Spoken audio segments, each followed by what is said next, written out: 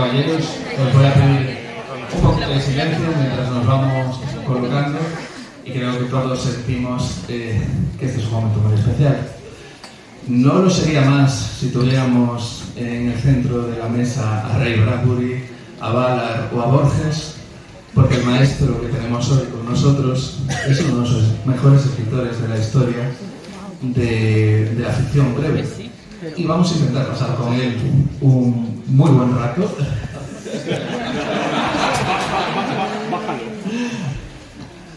También es modesto. Pero vamos a intentar pasar un buen rato con él descubriendo cómo funciona su ficción. Y la primera pregunta que te quería hacerte es relativa al escritor que fuiste antes de ser un escritor profesional. ¿De qué escribías cuando eras un adolescente? ¿Qué estabas leyendo? ¿Qué estabas escribiendo? ¿Y cómo esas historias que fuiste creando en esa época te animaron a seguir adelante y a decir, bueno, de alguna manera, este es un camino que voy a continuar? So, I first became a science fiction reader around the age 11, and that was also around the time that I wanted to become a science fiction writer. Very soon after I started reading science fiction, I decided I wanted to try writing it. And, the first authors that I read were probably, the authors that had a big effect on me were Isaac Asimov and Arthur C. Clarke. And at that time, around age 11, mostly what I was trying to write were adventure stories set in the Arctic.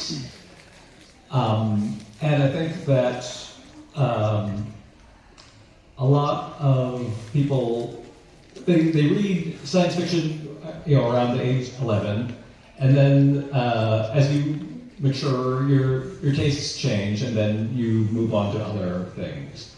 And as I matured, my tastes also changed, and I became interested in other things. But I was always able to find what I was interested in within science fiction. So I never really moved away from it the way that a lot of other writers do. Yo empecé a leer ciencia ficción cuando tenía poco más o menos 11 años y desde el momento en que empecé a leer ciencia ficción supe que quería convertirme en escritor de ciencia ficción. Fue desde ese mismo momento. Los primeros autores que me impresionaron fueron Isaac Asimov y Arthur C. Clarke. Pero a los 11 años los relatos que yo escribía pues eran sobre todo aventuras ambientadas en el espacio exterior. Como la mayoría de la gente, yo conocía en aquella época que tenía mi edad, eso era lo que nos gustaba.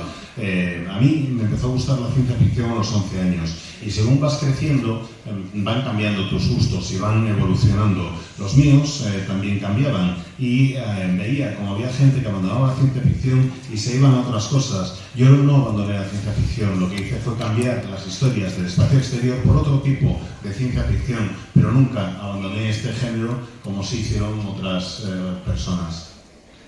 And so throughout high school and college, I kept writing stories and submitting them to magazines and collecting rejection slips. And at the time,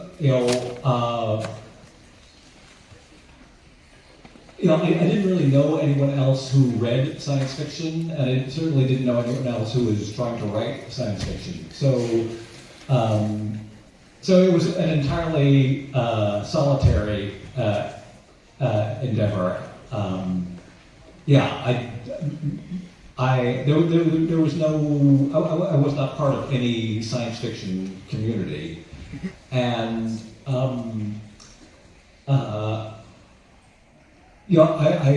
will say that by the time I was graduating college, I was starting to wonder. If maybe I should give up on this because, I felt like my work had improved substantially since I was a kid, and yet I was still getting the same, rejection slips. And yeah, and I guess I was wondering if, you know, the universe was maybe telling me that this was not for me. Menos mal que no fue así.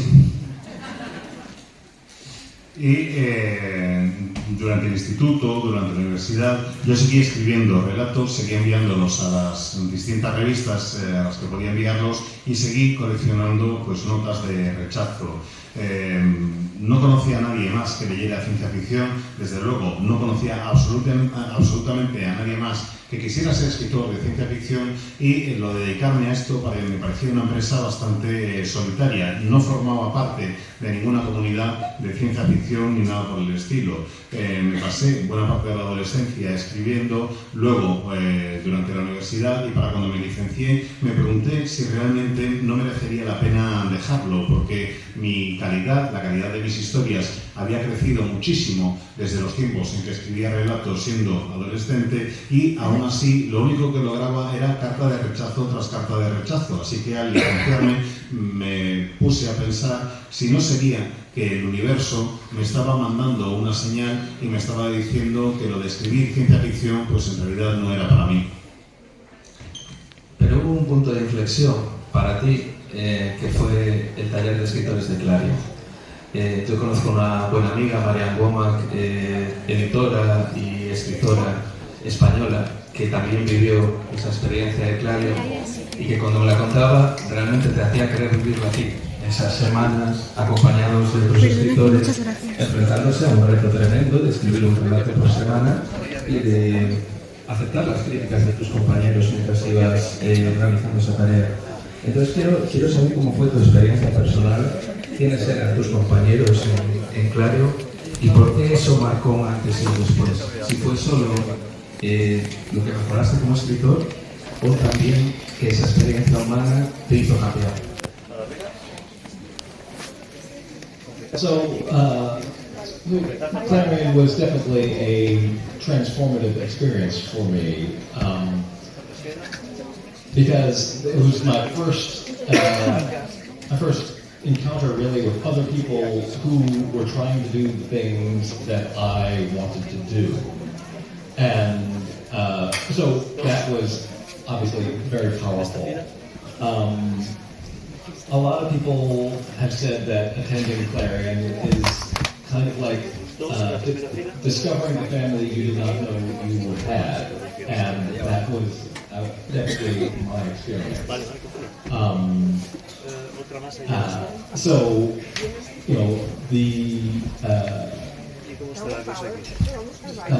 I can't really, overstate the impact of recognizing that that there was an actual community, that this was a sort of a valid thing to pursue, and that because I felt like I had found my people.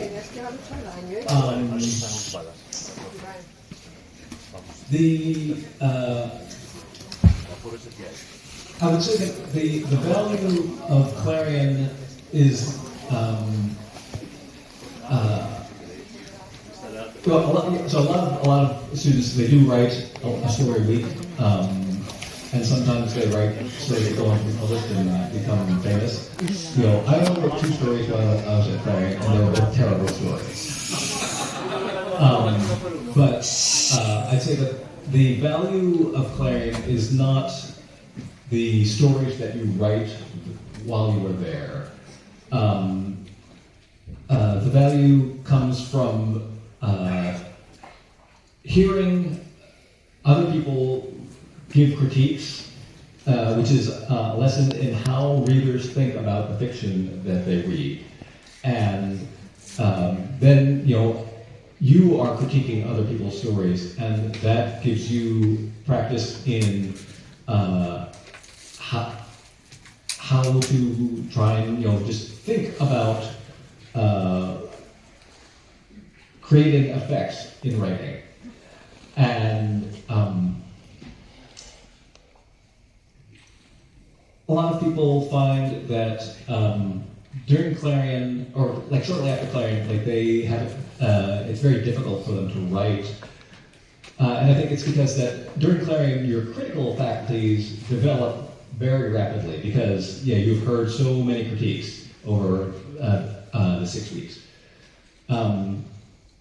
Improvement in your own abilities as a writer, that will necessarily take much longer.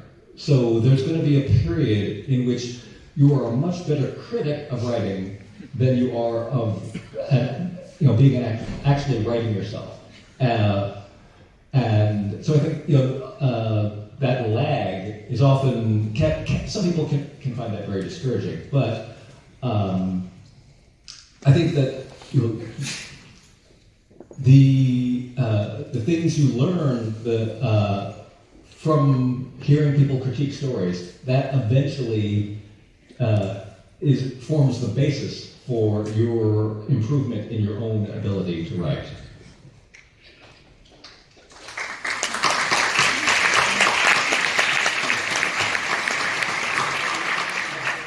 El curso de Clarion fue efectivamente una experiencia transformadora para mí, entre otras cosas porque era el primer contacto que tenía con otras personas que trataban de dedicarse a lo mismo a lo que yo quería dedicarme, y fue muy potente el formar parte de ese grupo de personas, porque en Clarion descubrí la familia que no sabía que tenía, la familia que no sabía que estaba ahí esperándome. Muchos describen así Clarion como el encontrar a la familia que no sabías que tenías, y eso fue lo que me ocurrió a mí también. No puedo recalcar lo suficiente lo importante que fue encontrarme con esa sensación de comunidad, el encontrarme con que era válido aspirar a lo que aspiraba y que había otra gente que quería hacer lo mismo. El poder encontrar una gente que tenía esas mismas aficiones realmente es algo que le debo a Clarion. En cuanto a lo que decías sobre los relatos y demás, pues sí que es verdad que hay muchos alumnos que escriben un relato a la semana, que consiguen que se los publiquen después, y algunos de ellos se hacen rápidamente famosos. No fue mi caso. Yo terminé 2 relatos durante el tiempo que estuve en Clarion, pero el valor que tiene Clarion o el seminario de Clarion no es las historias que escribes mientras estás allí, sino el desarrollo que haces y cómo transformas tu capacidad para asumir críticas y para el pensamiento crítico. En las clases escuchas a gente que se quiere dedicar a lo mismo haciendo las críticas, y eso te permite entender cómo reciben los lectores las historias que tú estás creando. Tienes esa experiencia de primera mano, conoces las críticas y puedes poner en práctica lo que te están diciendo si crees que es algo que puede funcionar. Yo creo que lo que hace Clarion en este sentido es crear una serie de cosas que van a tener un impacto en ti, un efecto en ti como escritor. Lo que ocurre es que Clarion no te enseña en sí mismo a ser mejor escritor, sino desarrollar el pensamiento crítico. Eso es lo que puedes hacer durante esas 6 semanas que dura el curso. Desarrollar mejor tu pensamiento crítico, tu capacidad analítica. Luego tienes que dedicarle muchísimo más tiempo para lograr que tu capacidad como escritor crezca a su vez. Pero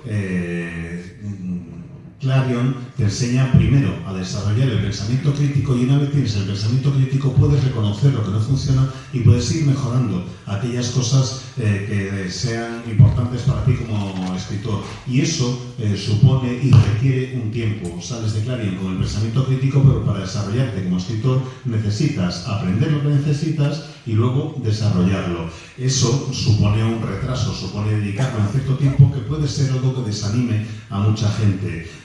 Yo creo que es de lo más positivo, porque aprendes a escuchar las críticas, aprendes a entender las críticas, y eso es lo que establece los cimientos y te da la capacidad para convertirte en el tipo de escritor que quieres ser.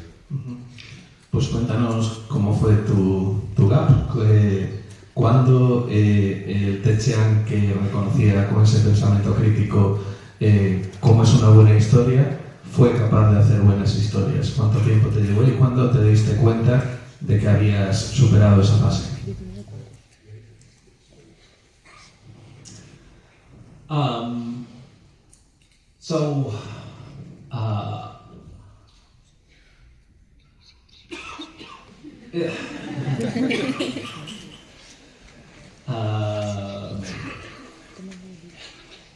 This is, I guess, this is sort of hard to answer. I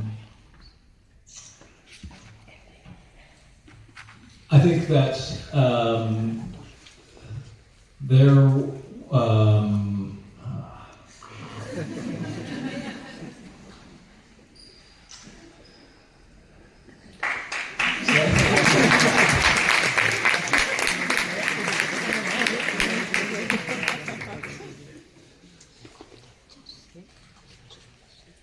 I guess I don't have a good answer to this, but I guess I can't say that in the years after Clarion,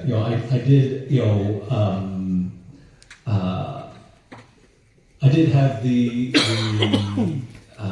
sort of that issue of being a much more acute critic of not just fiction in general, but of my own writing, and so I guess I did have a sense of the sort of the gap between my ambitions and my abilities.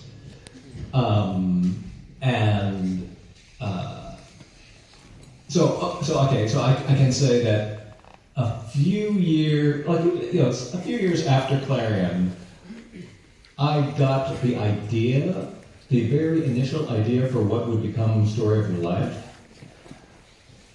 And at the time, I realized this is a very ambitious story, and I am not up to it. So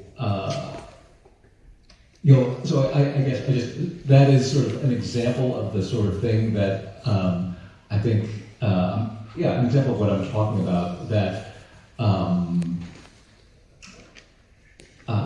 I knew it would be a while before I would be good enough to attempt this story that I had in mind. I'll leave it at that. But you were confident that you will be able to do it. No, not at all. Es difícil responder a esta pregunta. No tengo realmente una respuesta concreta, no sé muy bien qué deciros. Lo que sí sé es que varios años después de Clarion se fue desarrollando, con el paso de los años más bien, después de salir de Clarion, se fue desarrollando esa capacidad crítica. Notaba cómo crecía en mi interior la capacidad de ser un crítico más preciso, más agudo, no solo de la ficción en general, sino de mi capacidad como escritor. Diría que lo que se desarrolló fue la capacidad de darme cuenta de la diferencia, de la distancia que había entre lo que ambicionaba escribir y mi capacidad como escritor en aquel momento. Varios años después de salir de Clarion, se me ocurrió un día la idea de lo que sería luego La historia de tu vida. Pero en ese momento, cuando se me ocurrió la idea, esa capacidad crítica me hizo darme cuenta de que era una historia demasiado ambiciosa para mi capacidad como escritor en aquel momento, que no estaba a la altura del grado de ambición que representaba esa idea. Y creo que ese es el mejor ejemplo que os puedo dar de cómo es ese proceso. No sé decirlo mejor, no sé decirlo de otra forma.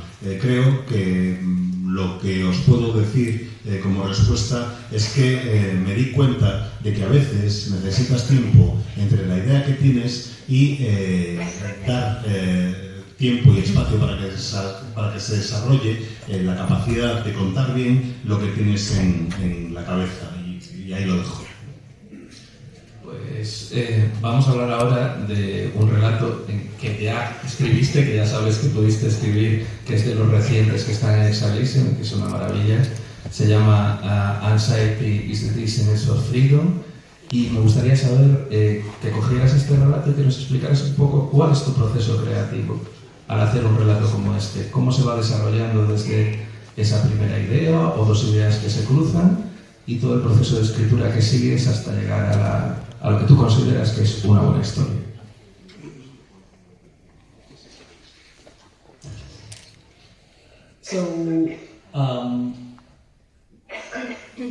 So for that story, one of the things that I was thinking about is how there's this very, common trope in science fiction of some device which lets you travel to alternate universes. And I always had this question in my head, is like, and this is often like, a device that you wear on your wrist and then you tap on it and then you jump to another universe. And what I wondered is like, how are you specifying which universe you want to go to? Because there are very close to an infinite number of them.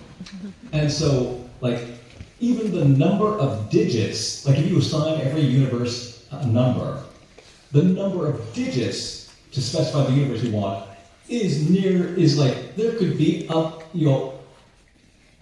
Google digit in it. You could spend the rest of your life typing in numbers to specify the universe that you want to go into. So, I was just like, in movies and TV shows and stuff, in books, they just like tap, tap, tap, tap, and then it's like, tap, tap, tap, tap is not enough to specify the universe that you're going to.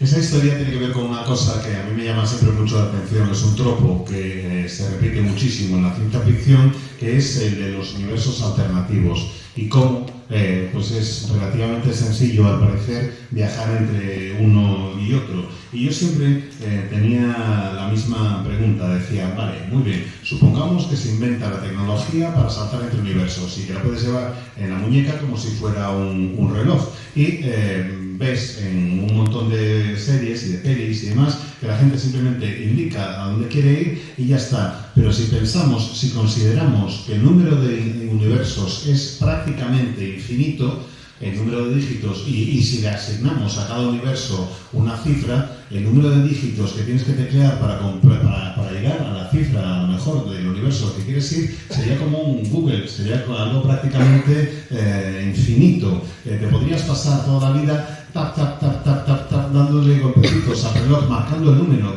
del universo al que quieres ir. Y yo, cada vez que veía una de estas series y veía que decían tap, tap, tap, ya está, decía, no, eso no basta, no puede ser, no basta que con no bastan 3 cifras para especificar, 3 dígitos, 3 números para indicar a qué universo quieres ir.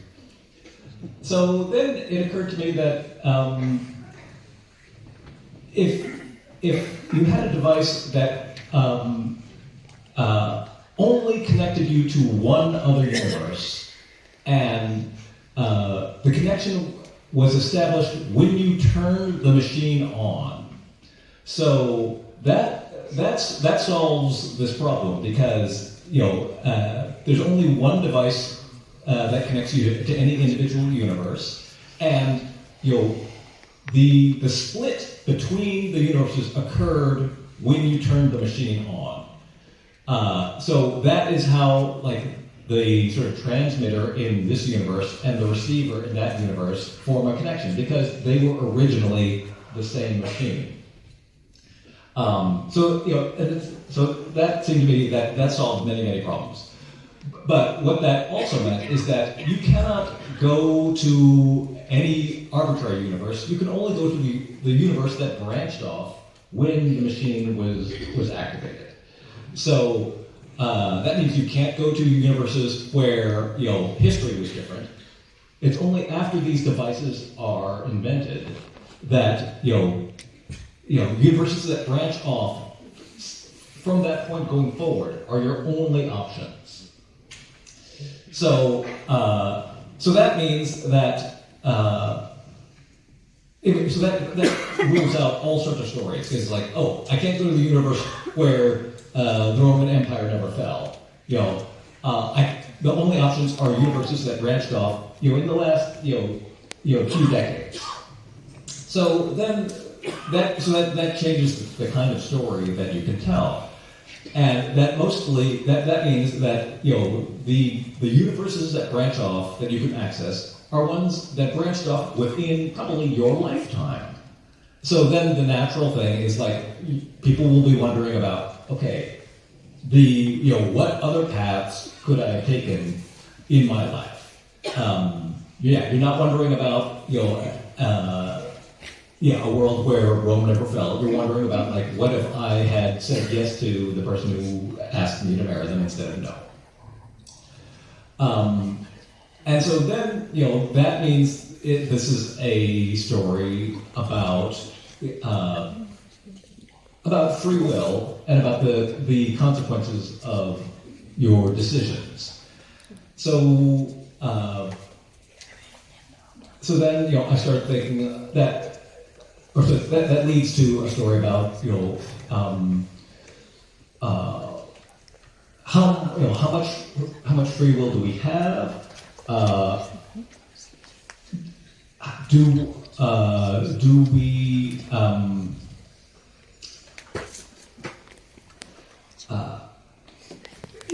in such a world, it's clear that a lot of people would be sort of very tempted to look at what else they might have done. You could very easily see that people would become obsessed with that, and that could be that could be psychologically harmful to people. But also, like, to me, it raises questions about like, what does it mean if to be a good person? Because like, are there universes where you do consistently bad things? And again, we see these stories where it's like, oh, here's a universe, it's an evil version of you, and it's like, does that actually make sense? Because what course of events could have happened in the last 20 years that would have created an evil version of you? It's like, maybe nothing. Because again, it's not like like in the Star Trek universe where Spock has a beard. It's like, what happened in the last 20 years that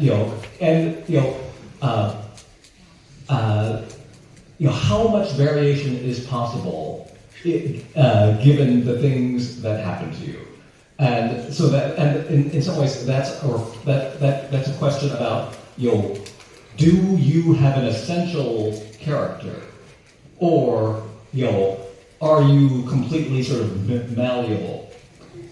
How likely is it that you could have turned into a really bad person, or if you are a bad person, how likely is it that you could have been a good person?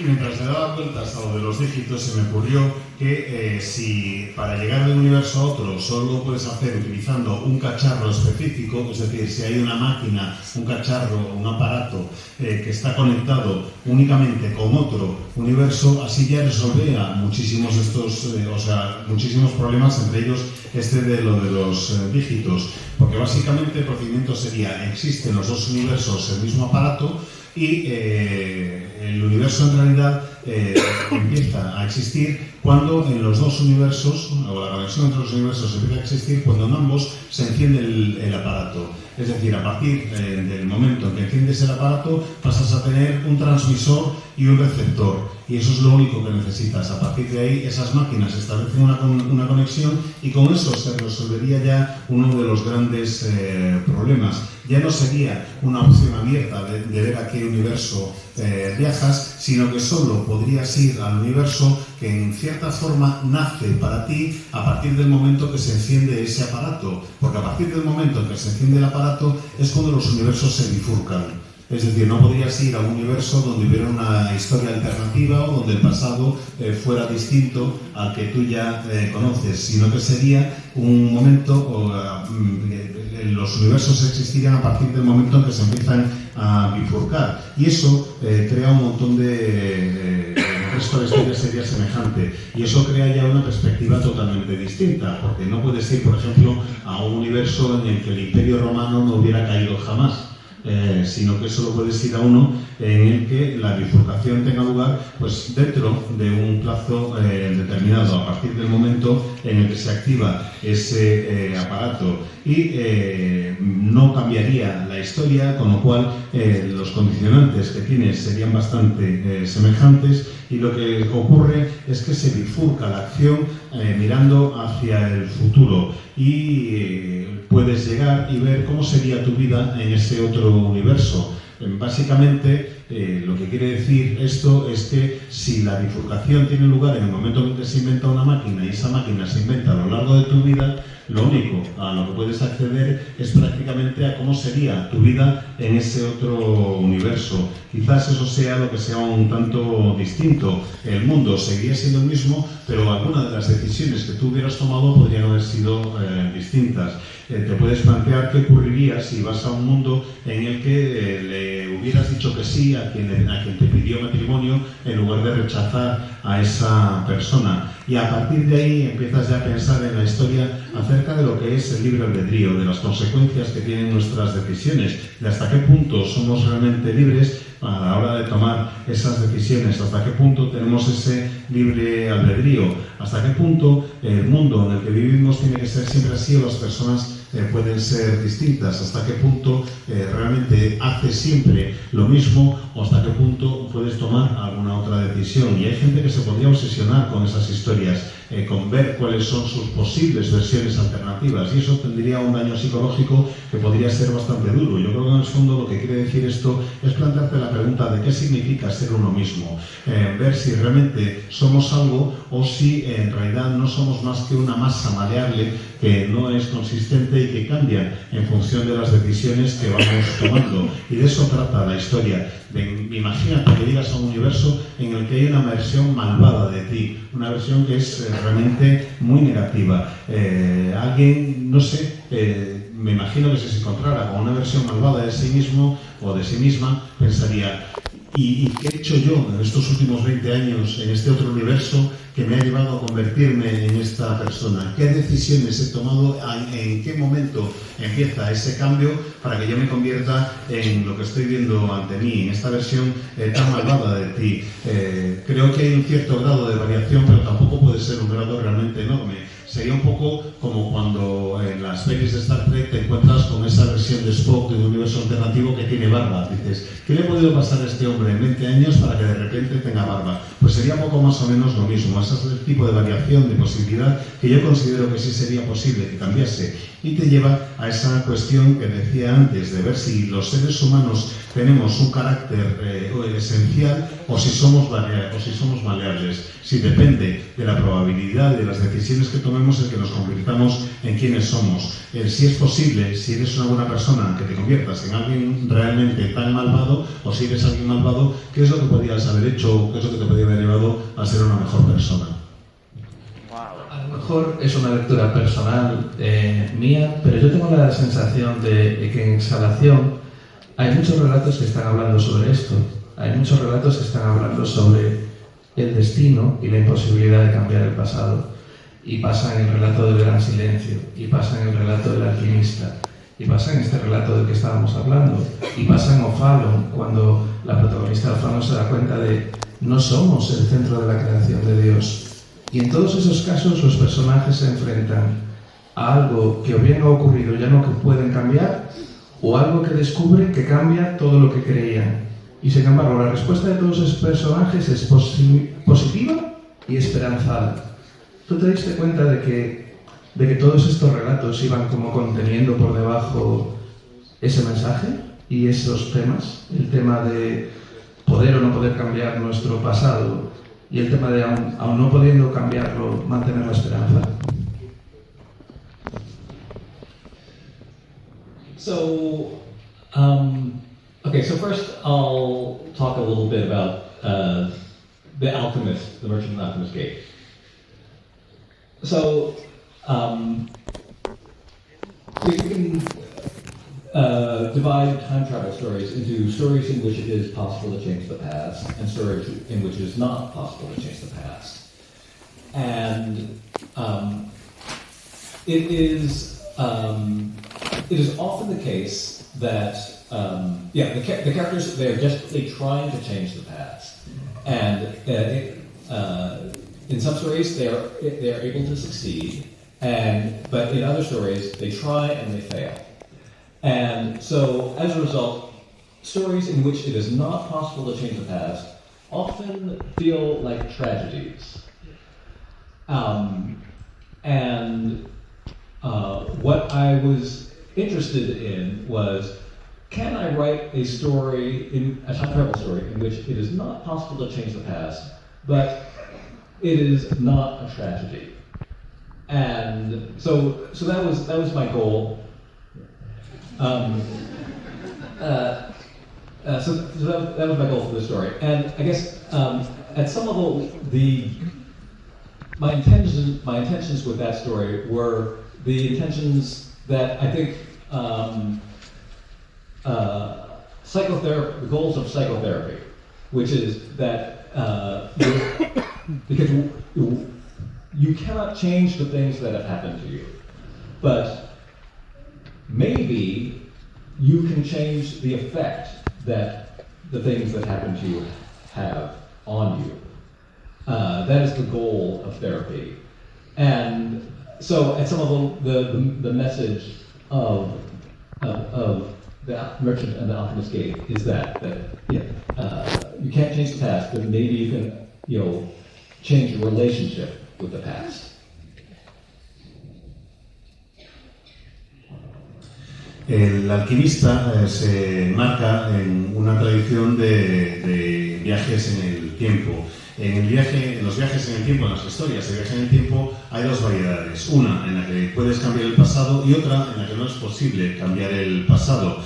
Con frecuencia, las historias en las que puedes cambiar el pasado tienen un tono. Y aquí, en las que no lo consigues o en las que los personajes fracasan tienen otro. Cuando no consigues cambiar el pasado, da la sensación de que no consigues cumplir lo que te habías propuesto y acaba con una sensación de tragedia, esa historia. A mí lo que me interesaba era, mientras que las otras son más positivas, lo que me interesaba era contar una historia de viajes en el tiempo en el que no podías cambiar el pasado, pero a pesar de todo tenía un tono positivo. Ese era lo que yo buscaba con esa historia. A pesar de que fuera un tono de tragedia, que se esperara que fuera una tragedia, que en realidad no lo fuera. Ese era el objetivo de esa historia. En cierta forma era, alcanzar el mismo objetivo que tiene el psicoanálisis como disciplina, que es el psicoanálisis, la terapia psicológica. En realidad lo que persigue es que entendamos que no podemos cambiar las cosas que nos pasan, pero lo que sí podemos cambiar es la forma en que asumimos lo que nos sucede, cómo nos relacionamos con lo que nos ha ocurrido, si aceptamos lo que nos ha pasado y cambiamos la relación con ello. Eso es lo que yo trataba de abordar en cierta forma con esta historia, asumir que se puede cambiar no los hechos en sí, pero sí nuestra relación con lo que ha sucedido. So then, I'll talk about another story, Omphalos. That's the one where the character discovers that that humanity is not at the center of the universe. So,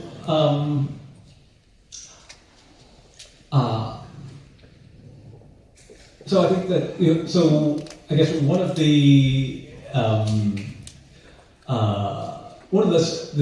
very common pattern in science fiction is a story sometimes called the conceptual breakthrough, which is where the protagonists, their understanding of their universe changes dramatically.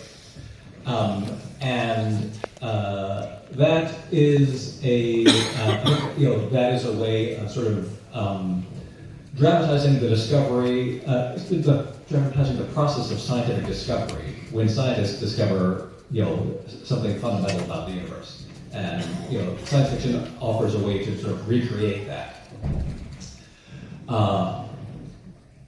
But I think that learning more about the nature of the universe does not have to change our values about, like how we choose to live our lives, how we choose to make meaning out of our lives.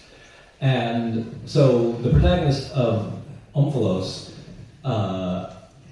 she discovers something about the nature of the universe, which initially seems to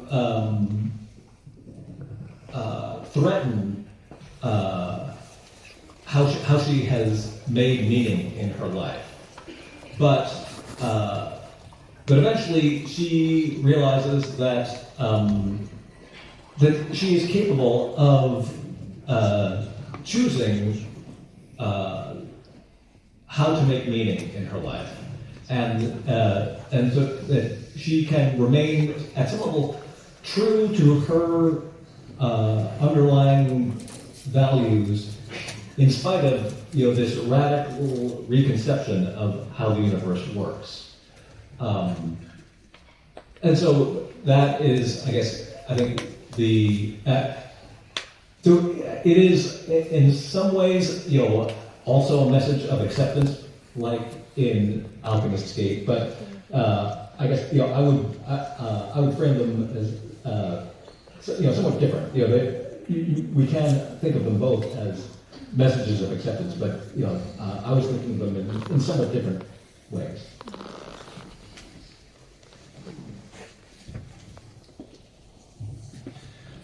Omphalos es la historia en la que los seres humanos descubren que no son el centro del universo, y eso es algo que me interesa mucho. Hay historias, hay patrones en la ciencia ficción en los que te encuentras con que lo que te están contando, pues es una historia en la que un avance, un descubrimiento excepcional, conceptual, cambia la percepción del universo de los personajes. Y eso provoca una forma distinta de reconocer el universo, y me parece que es un poco semejante al procedimiento que ocurre con los descubrimientos científicos, en que encuentras algo y tratas de recrearlo y tratas de adaptarte al cambio conceptual que eso puede suponer. Bueno, pues eso ocurre en el universo de la ciencia ficción, con este tipo de historias donde hay grandes descubrimientos, y eso es lo que quería tratar de reflejar, que hay que aprender a cambiar, a ver que aunque la naturaleza del universo sea distinta, eso no tiene por qué cambiar nuestros valores ni la forma en que vivimos nuestra vida. De eso se trata esta historia de Omphalos, de tratar de dar significado a la vida. La protagonista de Omphalos descubre algo que cambia la naturaleza misma del universo y que implica una amenaza hasta cierto punto de lo que entendemos hasta ahora como el sentido de la vida. Es el momento en el que tienes que darte cuenta de que eres capaz de elegir cómo quieres seguir viviendo. Puede que hayan cambiado algo en la naturaleza misma del universo, pero hasta cierto punto, hasta cierto nivel, puedes seguir siendo fiel a los valores subyacentes que ya tenías. Tienes que aprender a ser capaz de reconceptuar tu relación con el universo, pero al mismo tiempo seguir siendo fiel a quien eras. Y entiendo lo que decías, esto quizás sea también un mensaje de aceptación semejante al del alquimista, pero creo que son un tanto distintos. Aunque el concepto pueda ser semejante, el enfoque y la forma de llegar a la resolución es diferente, y eso es realmente lo que a mí me interesaba. Bueno, pues aunque parece increíble, se nos ha acabado el tiempo. Me parece precioso lo que ha dicho Tess sobre ese final del alquimista que se acerca a lo que uno puede llevarse de una terapia, ¿no? Por experiencia personal puedo decir que creo que tanto una terapia como la literatura son una de las cosas que más pueden sanarnos y que mejor persona nos hacen, ¿no? Y creo que la literatura de Ted Chiang, la que ya tenemos y la que llegará en el futuro, seguirá ayudándonos a sanar y a ser mejor personas. Y por ello creo que le tenemos que dar un enorme